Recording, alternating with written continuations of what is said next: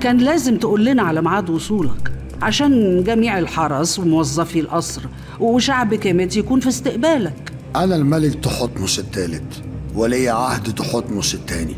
هو في ملك بيبلغ بميعاد وصوله قبل ما يوصل قصره؟ ابنة أمون هي حاكمة كيميت. اللي أعرفه إنها كانت وصية على العرش. والدي مات وأنا طفل صغير، وأمور الحكم تحتاج عقل وحكمة.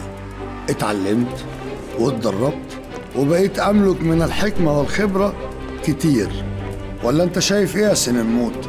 أنا شايف إن الملكة حتشبسوت قدمت لكيميت كل اللي تقدر عليه. الوضع دلوقتي مختلف. معاك حق، حاجات كتير اتغيرت، بس لازم تعرف إن لسه في حاجات تانية هتتغير. تقصد إيه؟ أقصد إن لازم الأمور ترجع تاني لطبيعتها. أنت أكيد مشوارك كان طويل، ارتاح دلوقتي وبعدين نتكلم.